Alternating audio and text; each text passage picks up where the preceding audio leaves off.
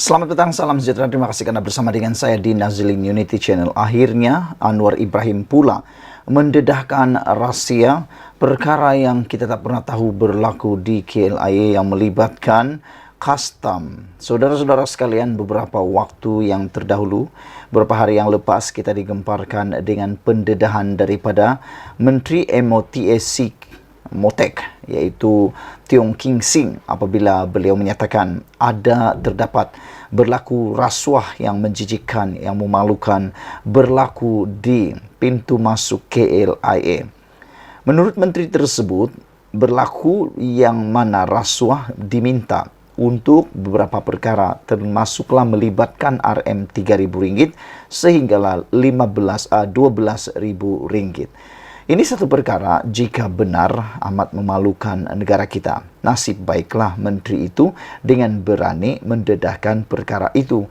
Walaupun beliau kata beliau telah bersabar dan cuba untuk tidak mendedahkan, tetapi oleh kerana media sudah pun mendedahkan dan memviralkan, mensensasikan kekecohan tersebut, maka beliau terpaksa mendedahkan perkara tersebut. Hari ini kita pula digemparkan dengan pendedahan paling mengejutkan daripada yang amat berhormat Perdana Menteri kita Anwar Ibrahim sendiri selepas melawat KLIA. Semalam kita tahu, anda pun tahu bahawa Datuk Seri Anwar Ibrahim telah pun membuat lawatan mengejut ke KLIA dengan membuat lawatan secara bersendirian.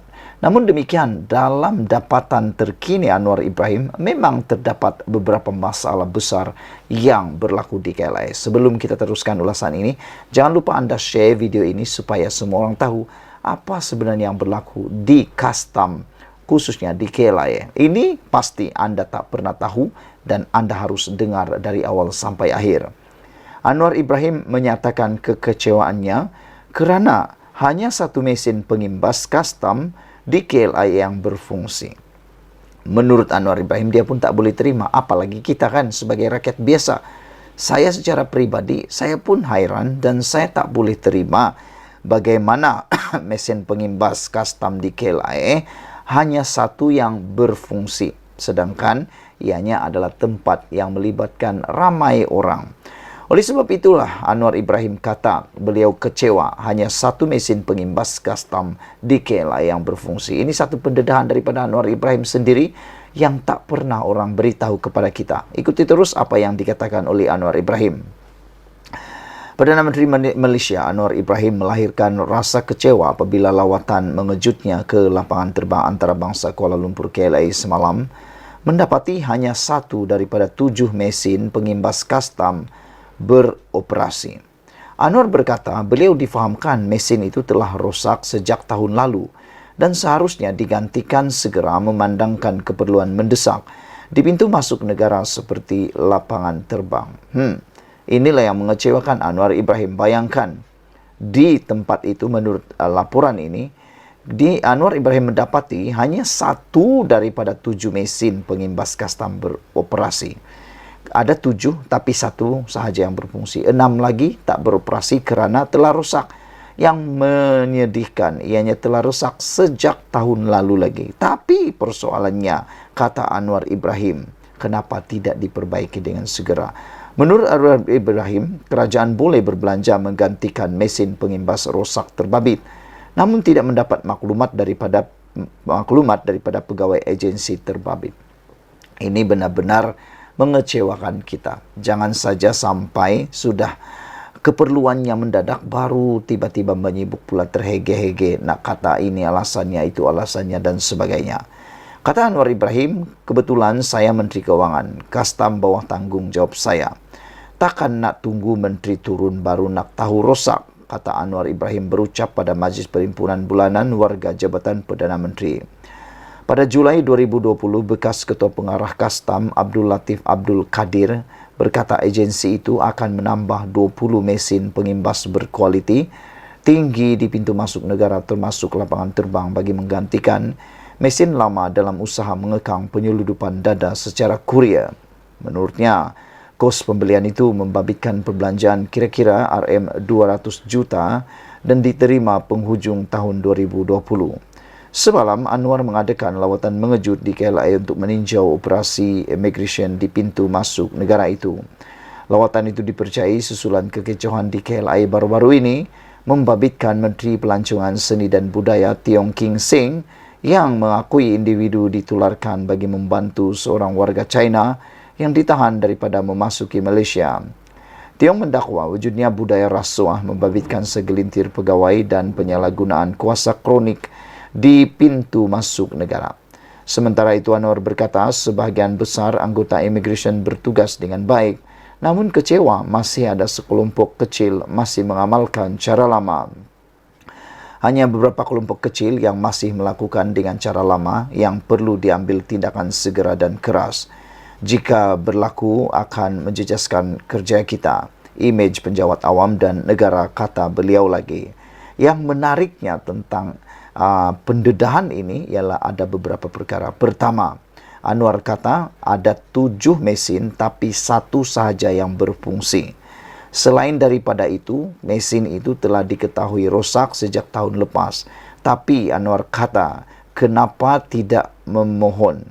Beliau kata, beliau atau kementerian boleh, kerajaan boleh menggantikan alat mesin yang rosak itu, tetapi beliau kecewa tidak mendapat maklumat daripada pegawai agensi berkaitan. Ini yang mengejutkan kita. Beliau kata takkan nak tunggu menteri turun baru nak tahu rosak. Itu masalah besar. Takkan tunggu menteri turun baru tahu apa masalahnya. Yang lebih menarik lagi ialah fakta ini.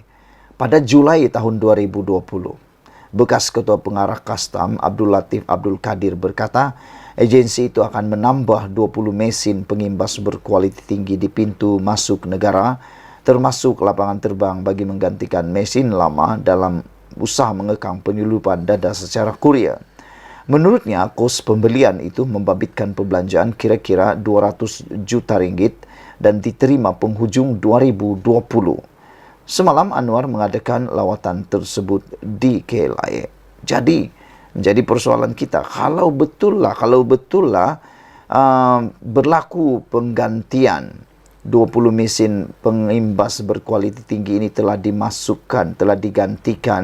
menggantikan mesin lama bagi mengekang penyelundupan dada secara kurir yang melibatkan RM 200 juta ringgit dan akan diterima pada penghujung 2020. Persoalan kita ialah di mana mesin 20 itu, dan persoalan yang seterusnya ialah kalau betullah apa yang dinyatakan dalam laporan ini ialah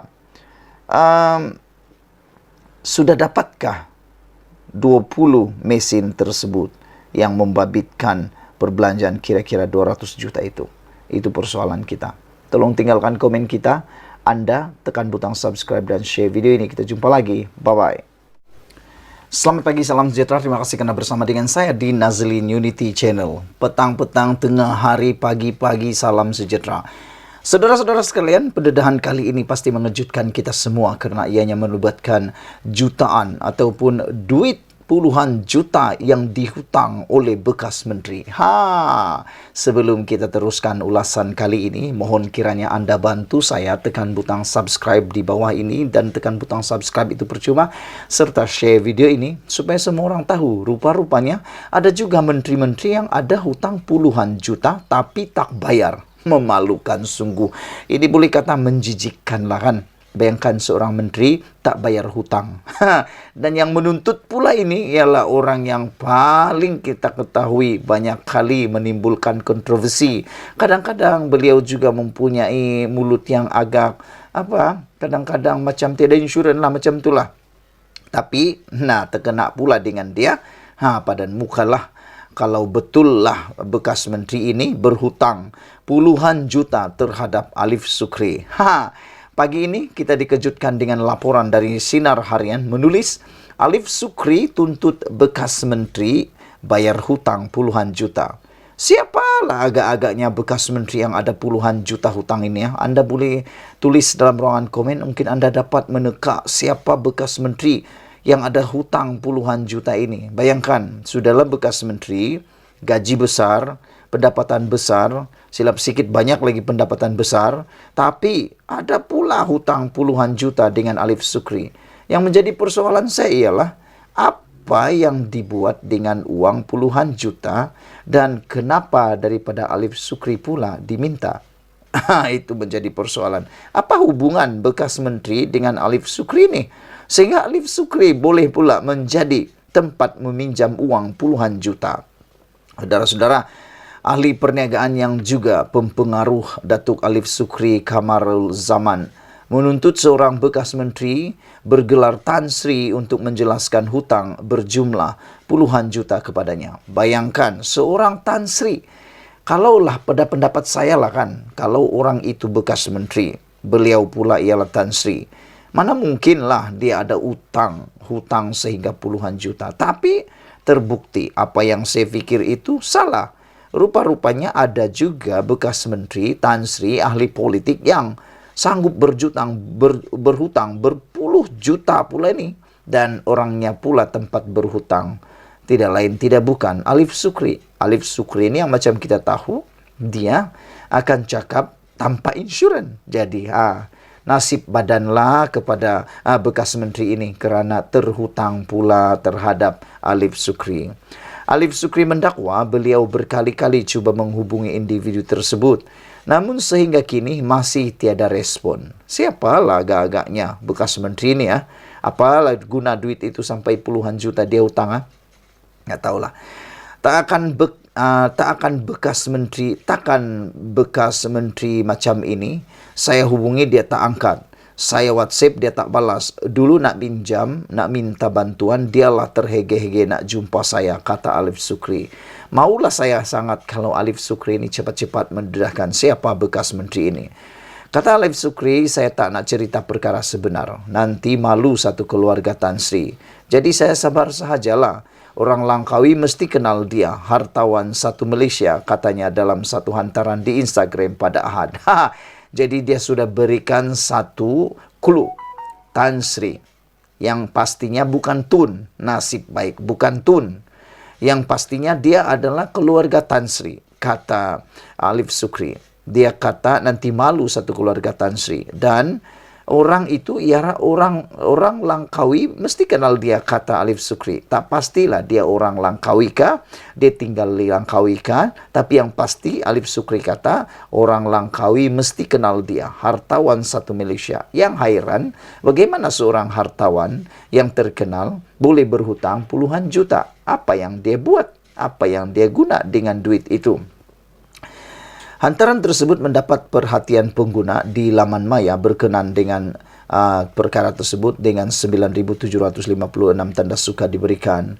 Pemilik akaun bernama Fizi Hasan 88 mendakwa bahawa dia cukup mengenali Tan Sri itu.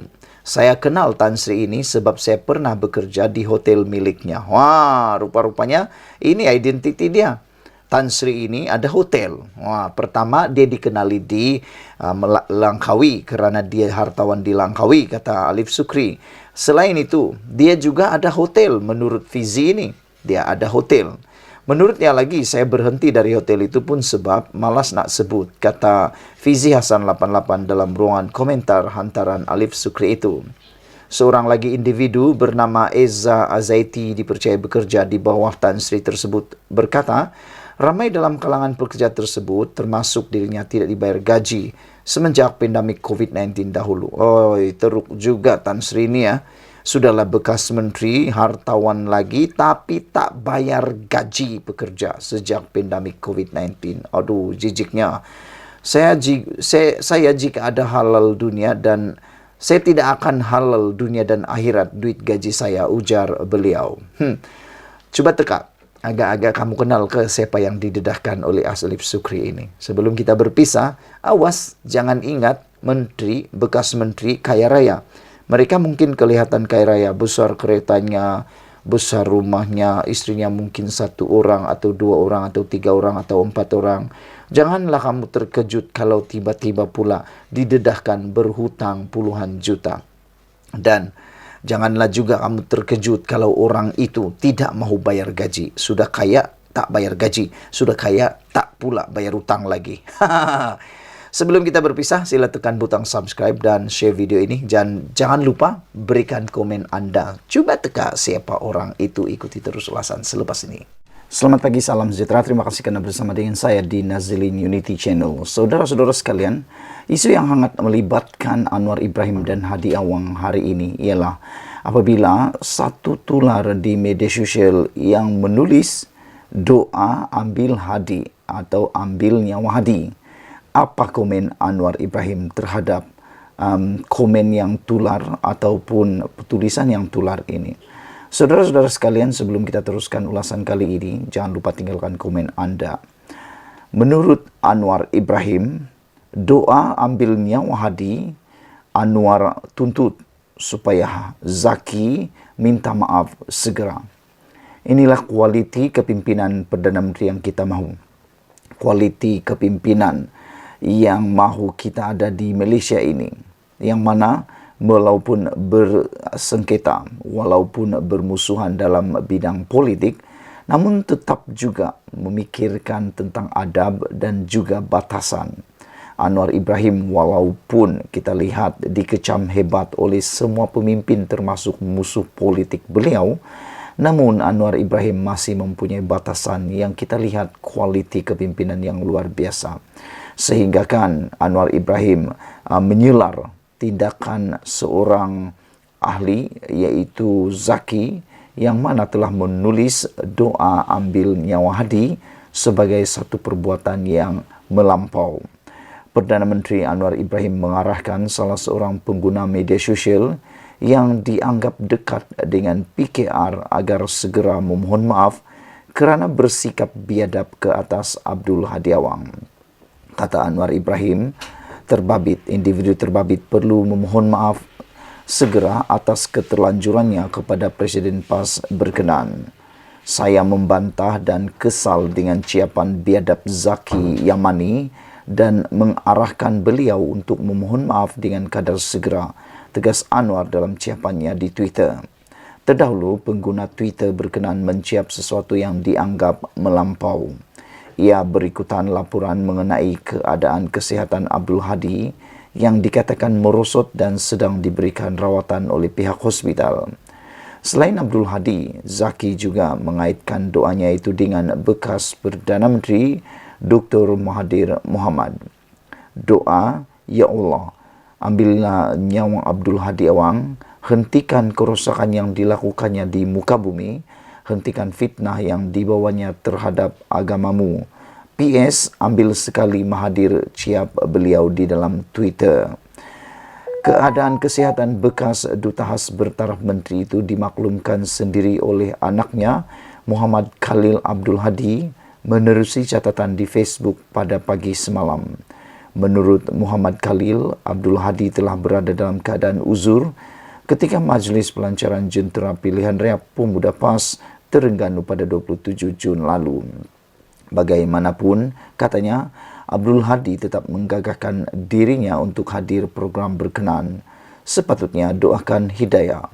Sementara itu bernama melaporkan Muhammad Khalil ketika dihubungi mengesahkan berada dalam keadaan stabil.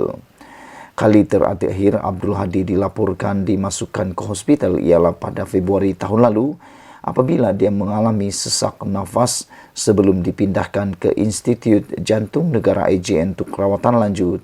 Senada dengan Anwar, Setiausaha Eksekutif Majlis Ulama UMNO Khairuddin Aman Razali pula meminta pengguna Twitter terbabit agar segera bertaubat.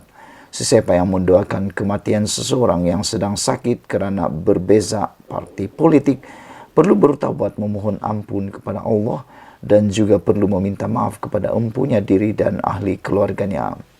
Politik kepartian tidak mewajarkan keputusan atau terputusnya persaudaraan Islam yang diwajibkan oleh Allah untuk dipelihara, katanya dalam satu kenyataan.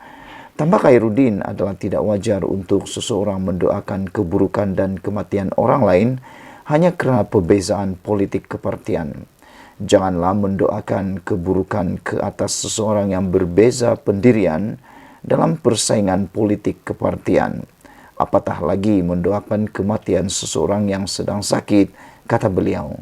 Sekiranya kita berbeza pendirian politik kepartian sekalipun, doakan hidayah dan kebaikan untuk dirinya, dunia dan akhirat, kata Khairuddin lagi.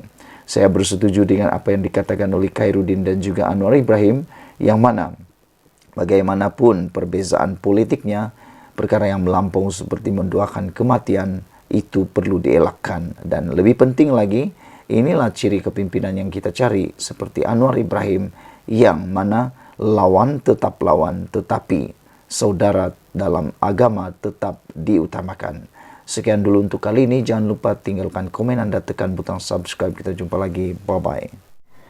Selamat malam, salam sejahtera. Terima kasih karena bersama dengan saya di Nazlin Unity Channel. Selepas beberapa jam insiden kecoh di KLI yang melibatkan Menteri Pelancongan Kebudayaan dan Kesenian, selepas pendedahan bahawa ada rasuah berlaku yang menjijikkan di KLIA yang didakwa berlaku oleh menteri tersebut, akhirnya Anwar Ibrahim tampil memberikan reaksi yang kita tunggu-tunggu. Apa komen Anwar Ibrahim? Ini yang kita tunggu. Sebelum kita teruskan ulasan kali ini, jangan lupa tinggalkan komen Anda, tekan butang subscribe. Saudara-saudara sekalian, ramai orang yang kata Anwar Ibrahim ini tidak bertindak dan hanya cakap-cakap saja. Panas-panas tai ayam saja kata mereka. Tapi akhirnya Anwar buktikan beliau bukan sekadar cakap-cakap kosong, beliau bukan hanya sekadar retorik, tetapi apa yang dia buat, apa yang dia kata, dia lakukan benar-benar. Anwar Ibrahim buktikan dia betul-betul mahu memerangi rasuah. Dengar saja tentang kes rasuah, kata Anwar Ibrahim, saya tak akan halang untuk siasatan daripada SPRM, dan beliau kata beliau sedia. Kalau benar ada bukti beliau ada kaitan dengan rasuah, beliau bersedia untuk disiasat sendiri oleh SPRM.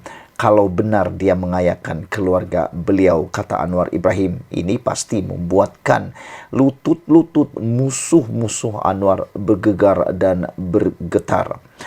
Pada malam ini kita digemparkan dengan tindakan mendadak daripada Anwar Ibrahim ke atas laporan dakwaan wujudnya rasuah di KLIA.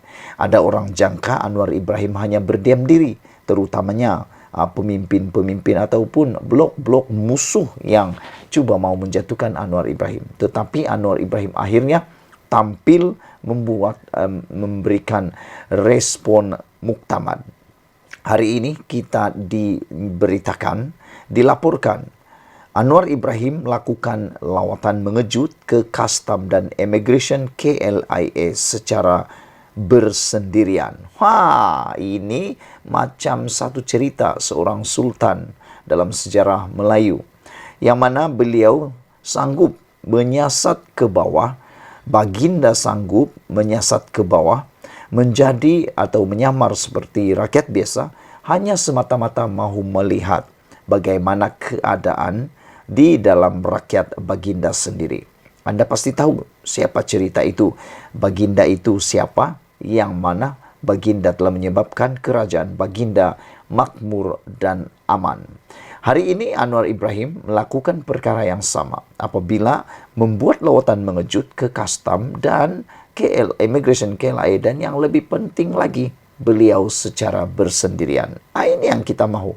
Kalau boleh, saya menyerulah kepada Perdana Menteri Datuk Seri Anwar Ibrahim, lawatlah semua tempat, khususnya jabatan-jabatan kerajaan, supaya lawatan mengejut ini boleh melihat bagaimana keadaan para pejabat awam, juga para pekerja-pekerja di bawah Datuk Seri Anwar Ibrahim. Saya yakin ada kejutan-kejutan yang mungkin akan dapat dilihat selepas lawatan mengejut tersebut. Apa pendapat Anda semua netizen? Adakah Anda setuju dengan saya yang mengatakan bahwa lawatan-lawatan mengejut seperti inilah yang diperlukan untuk memajukan Malaysia? Lawatan-lawatan mengejut seperti inilah yang akan dapat membentuk Malaysia. Kalau bukan lawatan mengejut, pastilah banyak perkara yang akan disembunyikan. Kotoran-kotoran, sampah-sampah sarap, macam-macam lah. Ketidakcekapan tata kelola dan sebagainya pasti akan disembunyikan sementara lawatan tersebut. Tapi dengan lawatan mengejut dan juga lawatan bersendirian ini pasti akan memberikan kejutan yang lebih besar. Apa pendapat kamu? Adakah kamu setuju dengan saya? Kalau kamu setuju, coba cadangkan. Agak-agak di mana Datuk Seri Anwar Ibrahim perlu membuat lawatan mengejut seperti yang dia lakukan di KLIA ini. Saudara-saudara sekalian, Perdana Menteri Anwar Ibrahim mengadakan lawatan mengejut ke lapangan terbang antarabangsa Kuala Lumpur KLIA hari ini untuk melihat sendiri Jabatan Kastam dan Immigration menjalankan tugas. Perkembangan ini hadir susulan insiden pada Khamis yang melibatkan seorang menteri, pelancongan dari China dan menteri dan pelancong dari China dan dakwaan rasuah melibatkan pihak berkuasa.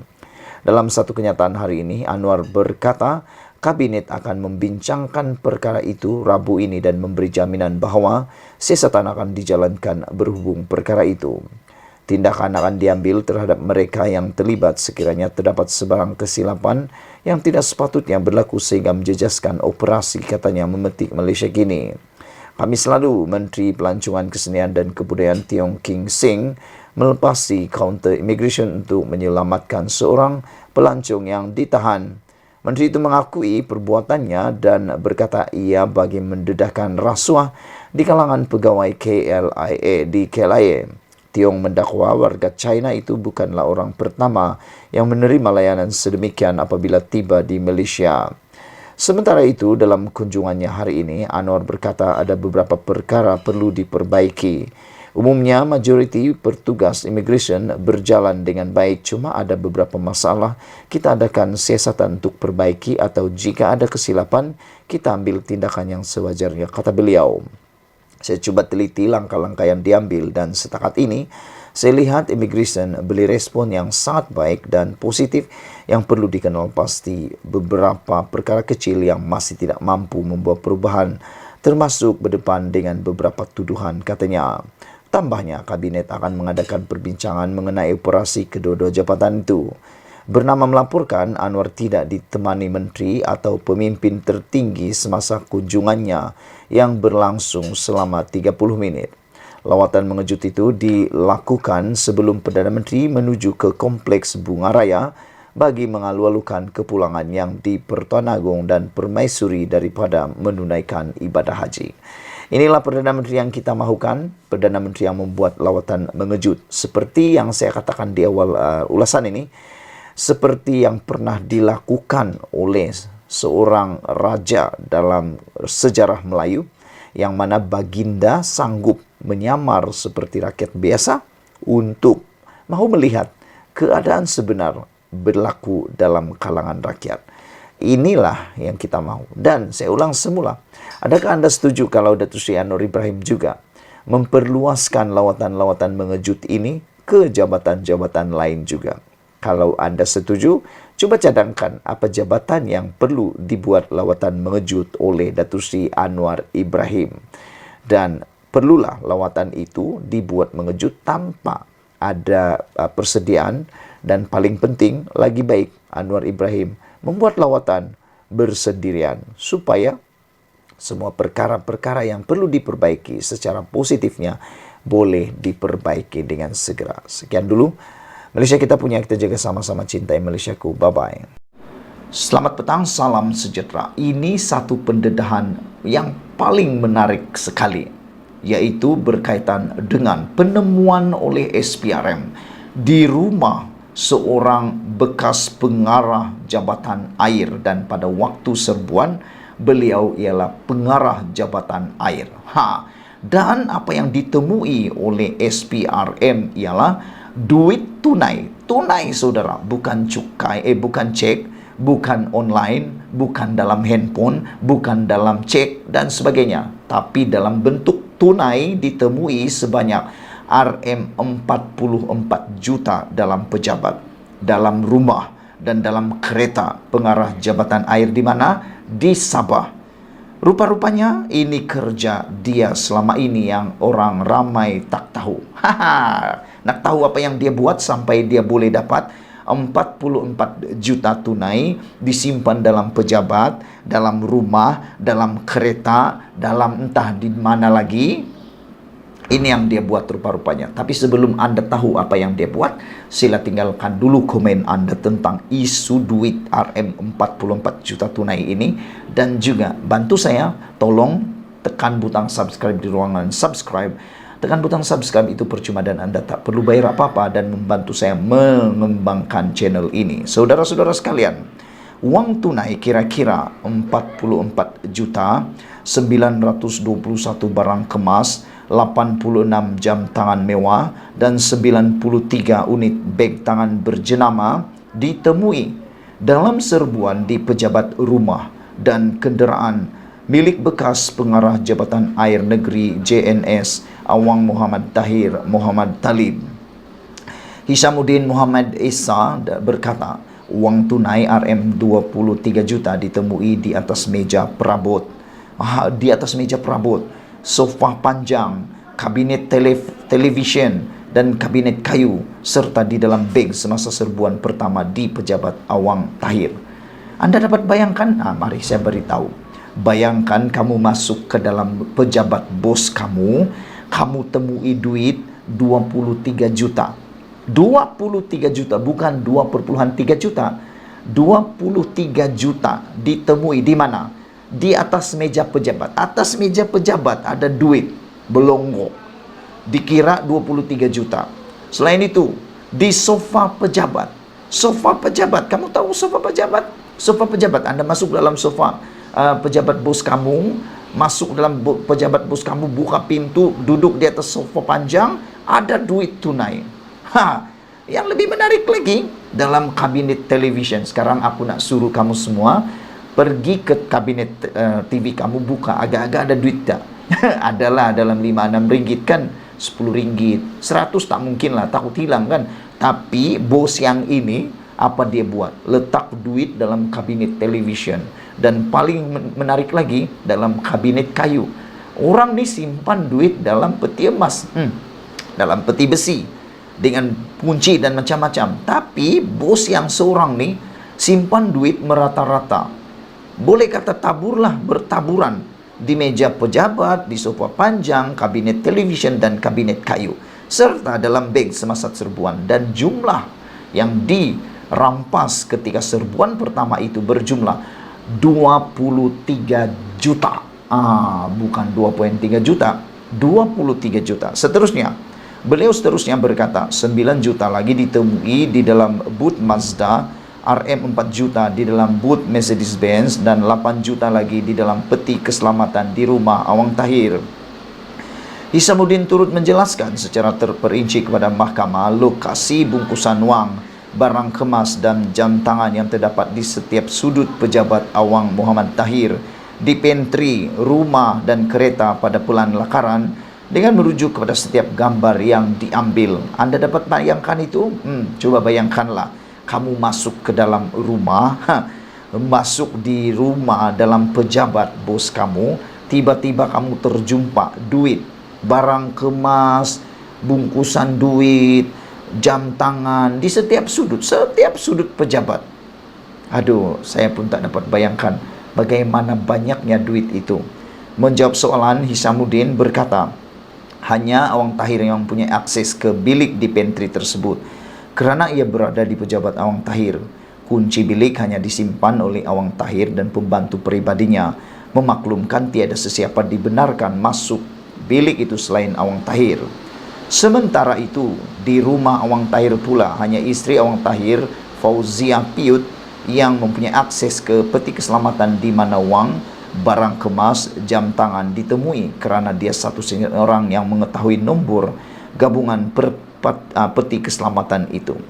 Hishamuddin diberi keterangan lanjut pada Jumat di hadapan Hakim Mahkamah Session Abu Bakar Manat dalam perbicaraan Awang Tahir 58 tahun, Fauziah 55 dan Lim Lambeng 66 terhadap 37 pertuduhan pengubahan wang haram, membabitkan wang tunai dan simpanan bank berjumlah RM 61,5 juta serta pemilikan barangan kemas yang menyalahi undang-undang. Menurut Hishamuddin, ketika mereka menyerbu rumah Awang Tahir di Sembulan, selain pegawai SPRM, hanya Awang Tahir dan istrinya di rumah itu. Hishamuddin membacakan keterangan saksinya di hadapan Hakim Mahkamah Session Abu Bakar Manat dalam perbicaraan Awang Tahir, membabitkan uang tunai simpanan bank dan simpanan bank berjumlah RM 61,57 juta serta pemilikan barangan mewah yang menyalahi undang-undang. Sementara itu, saksi ke-41 pendakwaan memaklumkan kepada mahkamah bahawa sejumlah wang tunai RM14,000 ditemui pada rakan karib wanita Awang Tahir ketika serbuan di kondominium itu milik wanita itu. Ku Sazwani Ku Azmi 33 berkata pada 4 Oktober 2016 kira-kira jam 2 petang dia diarahkan oleh pegawai penyiasat Chen Huat untuk menyerbu sebuah rumah milik Christine Fiona M. Ponsoi yang dipercayai menyimpan harta daripada Awang Tahir. Selepas menerima arahan itu, saya pergi ke pejabat Christine di Sedco bersama 2 pegawai lain. Berdasarkan maklumat, Christine berada di rumahnya di Jalan Fung Ye Ting dan kami pergi ke lokasi itu. Saya bertemu Christine ketika dia berada dalam keretanya dan saya memaklumkan kepadanya bahwa kami telah menerima arahan untuk melakukan serbuan di rumahnya di Luyang. Kami kemudiannya menuju ke kondominium Puncak Luyang bersama-sama dengan Christine. Sebelum kami meneruskan pencarian, saya telah menyampaikan perintah penggeledahan dan penyitaan kepada Christine serta meminta untuk menandatangani perintah itu, kata Ku Sazwani yang merupakan pegawai penyiasat Suruhanjaya SPRM pada November sejak Mei 2016 hingga November 2018. Dia seterusnya memberi keterangan bahawa mereka telah membuat pemeriksaan kondominium itu dan menemui sebuah beg mengandungi 140 keping wang kertas RM100 di ruang tamu. Wah, di ruang tamu punya banyak duit. Setelah mengira wang kertas, jumlah wang itu ialah RM14.000. Selain wang itu, kami tidak menjumpai apa-apa barang berharga atau barang mencurigakan dari kondominium itu. Kami kemudian merampas wang itu dan kembali ke pejabat SPRM Sabah. Saya menerima arahan untuk menyimpan sementara wang tunai rampasan itu sementara menunggu arahan selanjutnya, katanya. Saya kemudian memasukkan wang itu ke dalam kabinet besi dan menguncinya. Pada 19 Disember 2016, saya telah diarahkan oleh Datuk Muhammad Zamri Zainul Abidin untuk menyerahkan wang tunai RM14,000 yang dirampas daripada Christine kepada pegawai SPRM Muhammad Yusuf Awang Osman, kata Ku Sazwani dalam kenyataan. Ku Sazwani seterusnya memaklumkan bahawa Christine mempunyai hubungan dengan Awang Tahir kerana dia memberi Christine wang RM14,000. Menurut Ku Sazwani, Christine tidak ditahan SPRM tetapi dia merupakan salah seorang saksi pendakwaan. Sementara itu, saksi ke-39 pendakwaan berkata dia diarah menyerbu pejabat dan rumah bekas timbalan pengarah Jabatan Air Negeri LIM bagi mengesan bukti perbuatan jenayah rasuah yang dilakukan LIM. Nordinas berkata serbuan pertama dilakukan di pejabat LIM dan kemudian Kementerian Keuangan Sabah dan mereka tidak menemui sebarang bukti berkaitan siasatan case of water. Pasukan kami kemudian bergerak bersama LIM ke lokasi kedua, iaitu rumah LIM di Jalan Penempatan di sini. Kami kemudian membuat pemeriksaan di rumah dan di dalam kenderaan milik LIM. Hasil pencarian itu, kami menemui beberapa dokumen dan barang yang disaki ada kaitan dengan siasatan case of water itu, yaitu dokumen kenderaan, kewangan, rumah serta komputer riba dan barang kemas serta 2 kenderaan. Semua barang rampasan dibawa ke pejabat SPRM Sabah, katanya. Timbalan pendakwa raya DPP Mahadi Abdul Jumat, Haris Parakas Somia dan Zendelim menjalankan pendakwaan manakala LIM dibela oleh Datuk Tan Hock Chuan, Baldez Singh, Karpal Jit Singh dan Aaron Lau, dan Peguam Priscilla Akwila Sinem membela Awang Tahir dan Fauzia. Perbicaraan diteruskan pada 25 hingga 28 Julai tahun ini. Sekian dulu untuk kali ini. Jangan lupa share video ini. Kita jumpa lagi. Bye-bye.